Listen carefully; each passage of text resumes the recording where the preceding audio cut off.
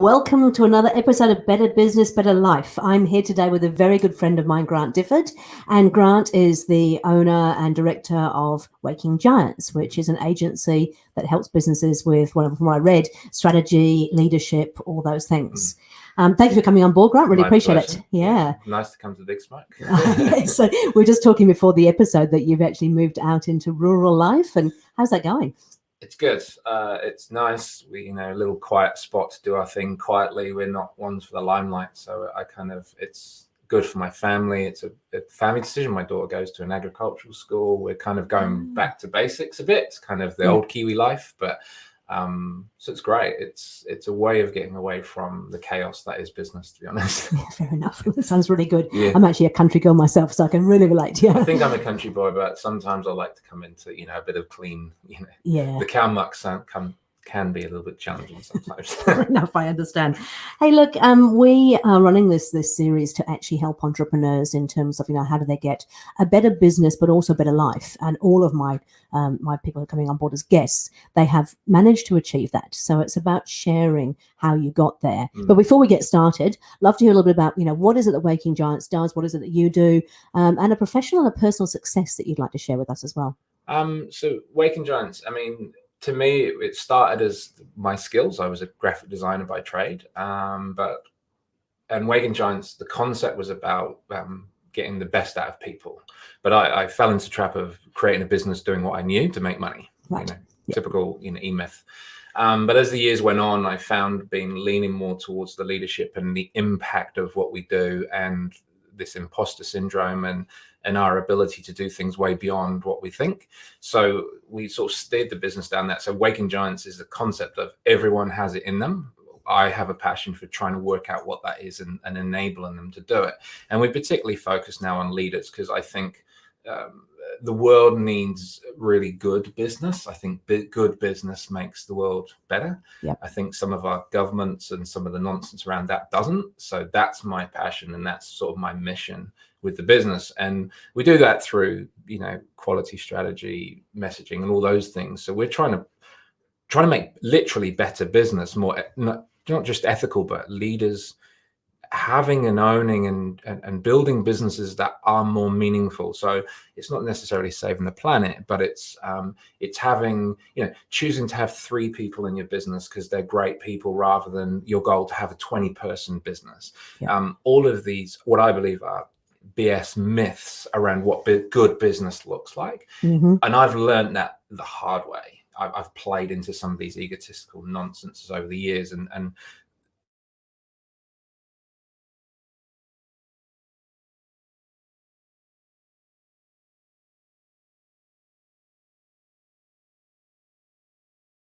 most of my personal successes, bar family and my daughter and everything, is when I represent New Zealand at the World Championships in triathlon, and that was through a really tricky part of my life. So I used sport to sort of condition myself for some resilience. So I went from a basic triathlete to the World Championship team in 18 months. So that was the catalyst for me to sort of change my mindset about what I was capable of. Yeah. And that sort of started the journey.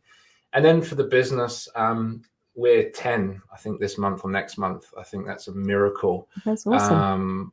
And I'm not a natural business person. I was never around businesses. None of my family had business. So I'm an outlier in my own family. Mm-hmm. So we're coming up to 10 years is nothing short of a miracle. So, and I love it more than the day I started. Okay. And it's been tough.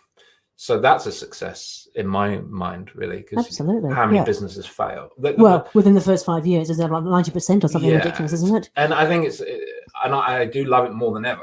Yep. And because I'm really clear on why I'm in business. Our whole family income is from this one business. So I have a lot of responsibility as a father and as a human, and got that old male, protective of my family. Yep. So, for it to be more purposeful, for it to be more meaningful, sort of bridges the gap between it being a business and making money and what I do for my family. Mm-hmm. And that's the driver. So in business, it's really being in a place 10 years on that I actually really care about. Yeah. And what the next, 20 years looks like. or however long I decide to keep playing this funny game we call business. It is a bit of a game, isn't it? Yeah. Hey, you were just showing me before that obviously 2020 was a tough year for a lot of people, but in actual fact, it had some highs and some lows for you. Yeah. Would you mind sharing some of that with the listeners? Yeah. So at the end of 2019, I realized that the path we were on needed an injection of pace, or it needed something to change. And we had a situation, and I made some fairly bold strategic decisions for the business, and I knew it was going to cause some problems. I didn't realize how big, and we had a dynamic of a team where the team wasn't fully made up of the people I needed around me, let's put it that way. And that ended up in some really tricky situation with an employee, which ended up in a legal fight, and ultimately I came off worse, as often we do in these employment situations. Now, I looked back on it, and we had that going into lockdown, and that cost a lot of money. So we went into lockdown just bleeding money. But what was amazing is once we dealt with that situation, there was two lessons for me. I didn't remain resentful, which I think was really, really important, because, I find a lot of people can be resentful of people who leave their business or whatever, and they don't respect the lesson. And the other thing was, I realized how brilliant the people that were around me were. And what we actually did is we came closer, and we became more connected. You'd have to ask them, but I believe we did. And then as we went into lockdown, our lease was up on our office, and it was like this strange rebirth through the pain, and it hurt our family financially significantly. We were in real trouble. But it took me a bit of time, and I've got a bit of land, and I used to walk the dogs every day, did this lap. And there were times I was sat on this bank looking into the valley. It's a privileged life we lead, and I just wanted to cry. I wanted to give up. But after a few days of doing that and dwelling on it and trying to work it out, I think one day I came back in. It sounds such a cliche, but I came back in, and I was like, right, now time to start taking action. Spoke to the banks, spoke to my team. And we just agreed that we were going to go through this together. And I said I had most of the answers, but not all of them. I didn't know what the future looked like.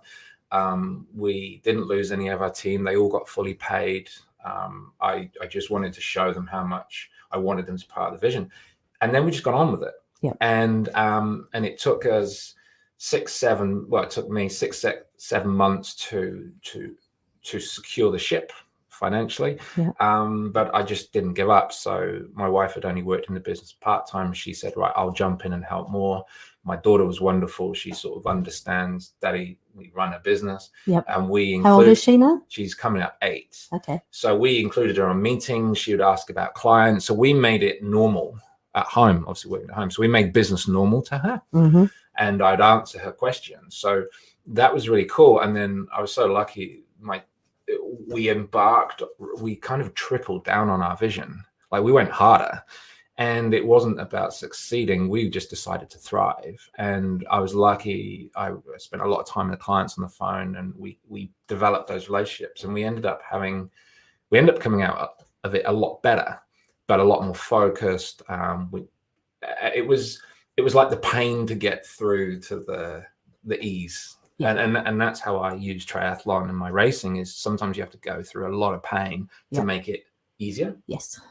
and so to me, there was a lot of lessons. I had some good people around me when things got really hard. I had clients who we were having conversations about money, staff, suicide, everything. And that, and we then became in this position with the people around us that we were in a trust. We were in that trusted advisor, and that was really powerful, because that was what I always was striving for, to become more important in the conversation. And so we and then amazingly, we worked through the year. We took on some more opportunity, we took some more risk, and we sort of started to thrive. And then we entered Christmas as the most relaxed Christmas I've had in years. Fantastic. But we were very intentional. Like, we had a plan, we reviewed the plan, we put in a lot of process. And we found a new office, so we'd got rid of this baggage that we had, because one of our values is ditch the baggage. Yes. It's our third one, and that was important for all of us, because a lot of us felt very hurt by this situation. Mm-hmm. But part of my role was to not be hurt and rationalize and grow, and then that sort of formed the new basis of our business for really the future. And I know you've got really strong values in your business, because obviously through EO Together, I saw you bringing that together, really bringing it to life. Would you mind sharing those with us and what you do to bring those values to life in the team? Yeah, so I've always had them, but early in my business was transactional. And to me, so we've got 3. We used to have 7, but we got them right down to 3. And something that really brought them to life, I went to see Brené Brown in Sydney a few years back with my business partner, and she, if anyone ever gets the chance one day to go and see her live, she's amazing. She really is the most human, authentic leadership coach in the world. She is just amazing. And she talked about values being operationalized. And it sounds like operationalized is not the word for it, but I was like, how do we bring them to life? So our number 1 value is make it happen. Yep. So really, less talk, do. And that's where we balance the strategic work. It's like, great, we've got a plan, but let's see it work. So we have a culture of making it happen. So we reverse engineer that and say, well, how do I make that happen? Mm-hmm. Do we have clarity of communication? Do we have the tools? Do we have, what makes it happen? And then, so it's an easy value to live. So if people don't meet the criteria, meet the deadline, or meet the outcome, we can reverse engineer what the problem was. Yeah. And it's never about the person, it's about process. Second one is grow together. So that's us as a team and us with our clients or our community or whatever. So it's actually about getting closer to the people in the team, being more understanding of what they need. So we don't do performance reviews, we have growth catch-ups. Okay. So we book in, there's at the moment, there's only 3 of us, but there's time in the diary once a month where we sit down and we talk about their growth. Yeah. So I don't talk about performance, we give feedback, I work out what I need to do better. So it's all about progress, not perfection. Mm-hmm. So growing together. And then they talk about, Warner talks about the book Getting Naked. Oh, yes. It's about taking a hit for the client sometimes. Mm-hmm. And it's not about putting yourself out of business, but doing the things that are unseen, which is growing together. And then the third one is ditch the baggage. And we spend, particularly leaders, and you'll talk to this, is we spend all our time up here. Yep. And ditch the baggage for us is twofold, is get rid of resentment of the things that didn't work, but also understanding that today we are where we are, tomorrow will be a little bit different. Yep. And if it didn't work today, you start tomorrow and you try again, and the next day you try. And so it's very much about progression, growth, thinking. So we can live those really easily because we only do the work that allows us to do that. Yep. We have things like huddles, we have simplified technology, we develop courses that only meet our needs. So they are our guiding light. Mm-hmm. So we have to live them. Yep. And all the business decisions I made have to reference them. So I got an opportunity yesterday. So rather than just saying yes, I'm now dwelling on how does it fit with our plan and how does it fit with our 3 values. And I will ask the team, I'm not sure where I'm at. What do you think we should do? And if they say no, that's it. That's the decision. So we have a formula for how we operate. Mm-hmm. And 2 of us in our early 40s, and then Nat's in her early mid-20s. So we've got 2 perspectives on life, but we have an equal voice. Yeah. And we're working out how that equal voice happens.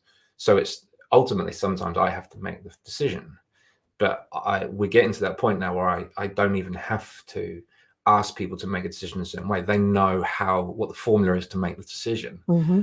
And also allow them to fail and allow them to experiment. So, and then we accept the failure, and then we go, well, what do we learn from it? Yeah. So that creates a really, in my opinion, like I said, you'd have to ask them, but it makes a really fun, progressive environment. Well, and it's actually building resilience as well, right? Because the whole thing of resilience is actually learning from those mistakes and saying, what could we do differently? Which sets you up for success going forward. Well, I'll never forget this lesson as we were going through. So we picked up an import agency for a running brand, another big passion of mine. Yes. And we were playing at it for a year, and we were really playing it. And I sat with Nat one morning and I said, we'd picked up quite a bit of online sales through lockdown, as many people did. And I was like, one Monday morning, I'm like, we either pull the pin or we go hard. And I was like thinking it, and she goes, well, let's just go hard. So within 3 days, we turned the whole model around. Yeah. In the first month, we'd gone from $400 a month to $15,000. And to me, it was about our mindset. We either fully engage or we play at it. And that grew 600% in the first 2-3 months. And now it's, we're looking at expanding that. So that whole business is for my guys to experiment on. So experiment on digital, on strategy, on activation, on customer service. So we put projects into our business that are real, that they can play with. So they affect the profit, they affect the budgets, they affect everything. So we do live learning. And you're also getting your team involved in some of those things that maybe a team wouldn't be involved in, as in profitability. What does that look like? And so we'll look at things like, so we'll say, okay, like at the moment, we've got a really big problem with supply chain out of the UK and South Africa and Indonesia. And we might have this opportunity in Australia. Now, as much as I want to take it on, it will 200x the business. We can't get product. So the current model that we have won't work there because we haven't got product. So what we do is we look at the models and we look at how, so then we've got this product line that we can really double down on, which is high profit. We know our cost per acquisition. We know our customer service model. So we say, well, for 3 months, we might just have to go down that route, come back on our expectations of growth and accept that, because there are things we cannot control. We can't physically get product because they're 6-7 months behind in the supply chain, but yet this thing's growing.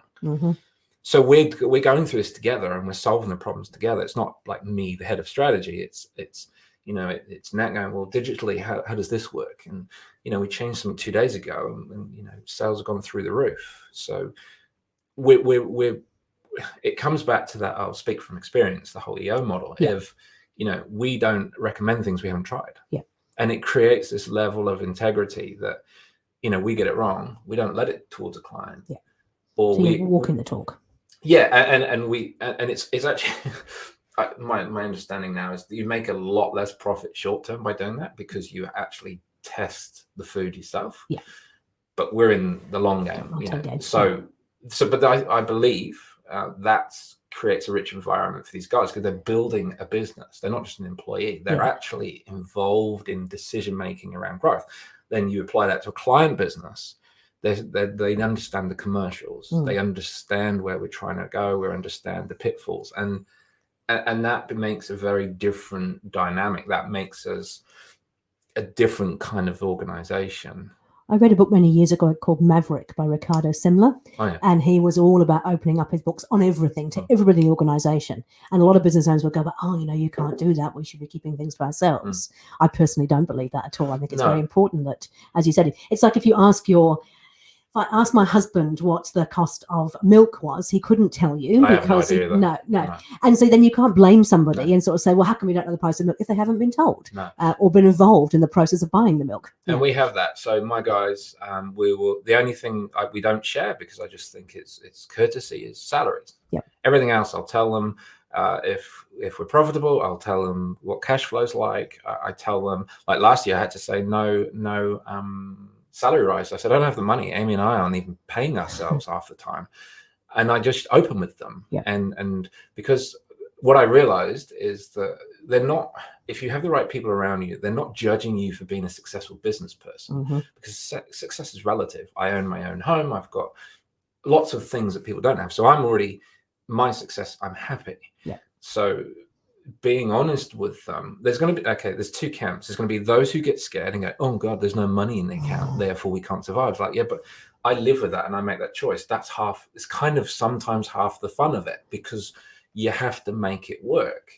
And I'm lucky, the guys in my business and my wife works in the business, is we have an open conversation. They're not judging me. We're not judging each other. We're going, well, we're in this together. It's difficult sometimes. And, it was last year when all this was going on, we ended up losing a chunk of money, and a couple of guys found it upsetting that basically Amy and I weren't paying ourselves, and then this was happening. And I was like, but unfortunately that is the reality. Like you said earlier, business is sometimes you go without.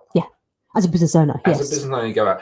But then I promised the guys, I said, you will get those pay rises as soon as we can. Yeah. And I did. I delivered within 6 months because I'd made that promise. And I can't speak on behalf of your guys either, but I do follow them on LinkedIn, and I see them commenting, and I can tell that you have a team. Well, that it's part of their truly... performance review.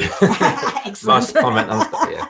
Yeah. No, but you can see they're really passionate about what they do. They love what they're doing, and you can see you're a very close-knit team, which is great. Now, you made a comment in your intro that you provided me with that you'd much rather have 3 really good people than have the ego of 20 people. Can you explain a little bit more what you mean by that? Yeah, it propped up. So obviously we met a long time ago, and I fell into the trap of being, because I was naive. I didn't know business at all, like nothing. I fell into the trap that I believed a big business, a successful business, was more people. And you don't see it so much anymore, but sometimes you go, oh, we're at 100 staff, we're at 200 staff, we're at blah, blah, blah, or we're capital raising, blah, blah, blah. That doesn't really appeal to me because it doesn't mean you're making any money. No, I agree. And so over the years, we've had lots of stuff. We've had lots of wonderful people, and we've had some people that just didn't align, let's say. Yeah. And for the longest time, I thought growth was about the amount of people you had and the amount of work you did. Whereas actually, we've got less people. They're on the right seat, on the right bus. Yep. We like each other. We care about each other. We like to hang out. We like to do the work we do. We do the work we want to do. Yep. And to me, then I'm going, well, hold on. The world now is, especially after last year, do we need 100 people to create an X dollar business or whatever the outcome is? Or do we need to have a group of people that are fully engaged in solving things? So now we look at outsourcing, or we look at technology, and then, the guys can say, look, they know when we're going to need a human being. And, a lot of the early days, we struggled to pay the bills because we were just paying salaries. Yeah. And the model didn't work for me. We don't need a lot of people. We need really good people. So if we do have 20 people, every single one of them has to be there for a very particular reason. It's not the ego of I've got a 100-person business, and people do it, and it's all BS.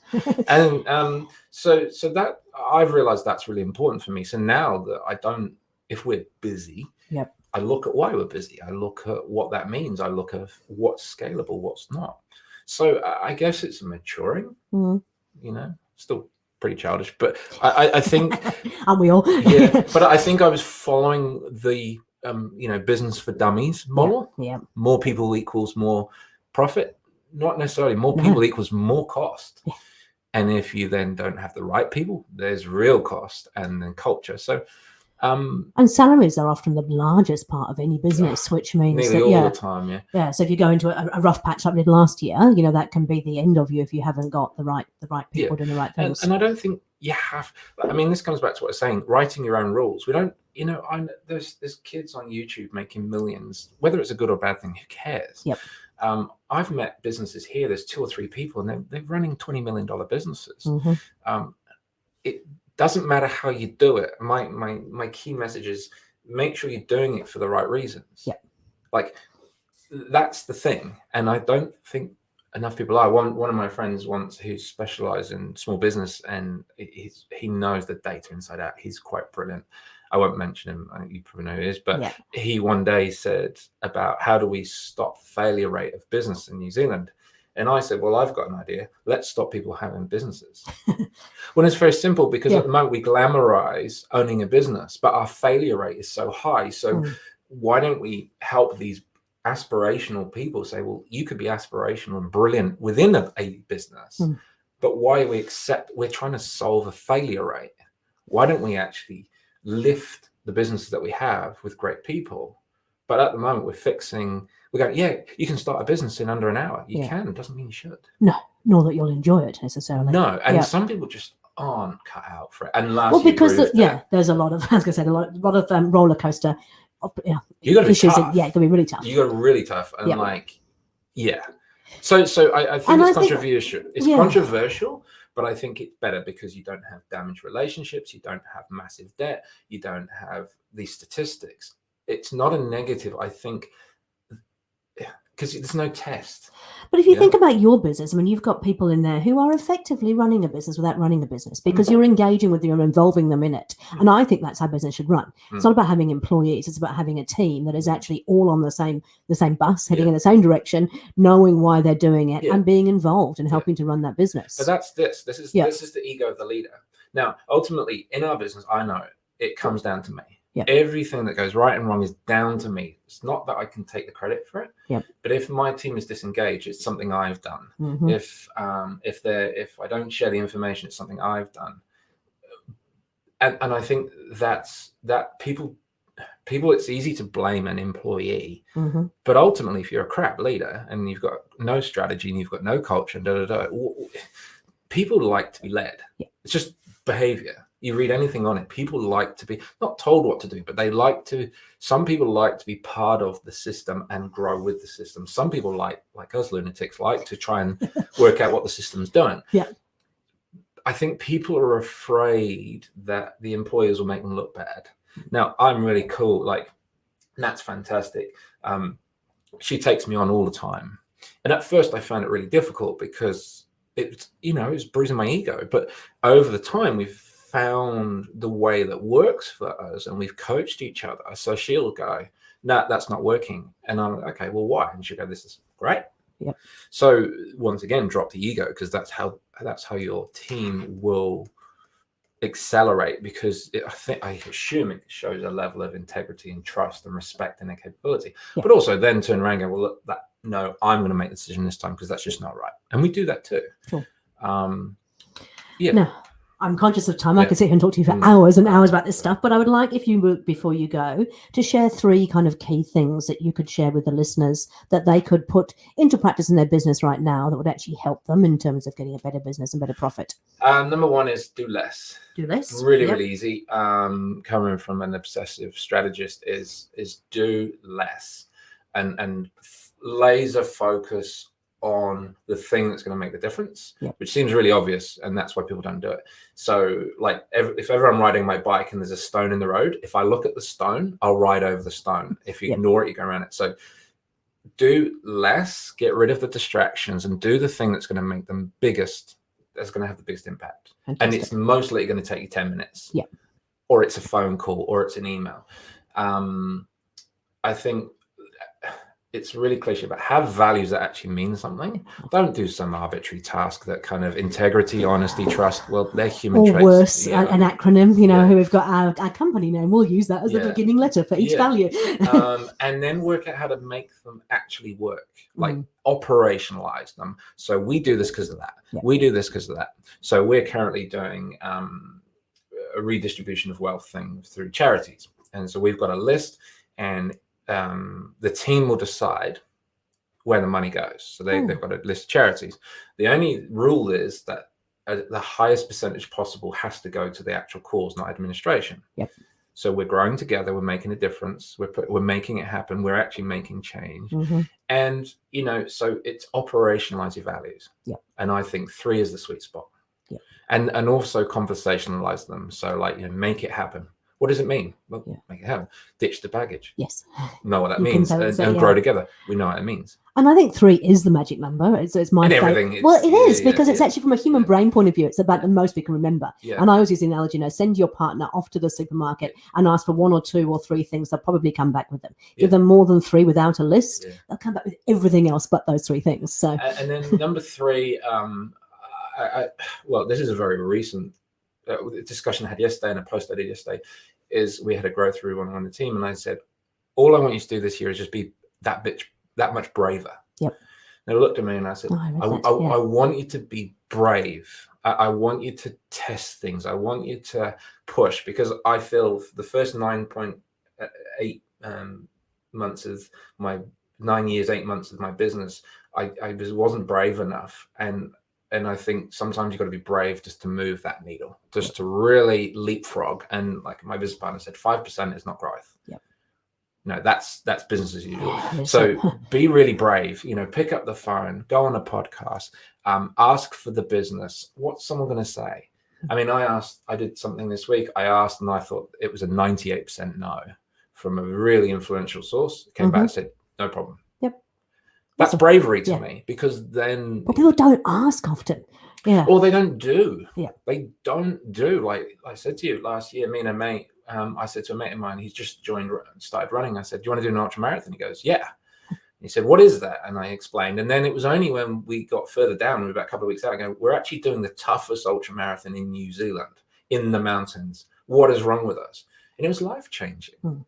Like, we did the work, we got into it, we suffered, but now we're ultra marathon runners. Yay. So, but I think last year, the great thing about last year was it forced people to move 20%, not 1 or 2. So be brave has got to be the third. Fantastic. Hey, look, that has been absolutely brilliant. Congratulations on a successful year last year. And here's to brave and bigger things for this year. Thank you so much. Yeah, thank you so much for joining us. Really appreciate it. My pleasure. Thank you.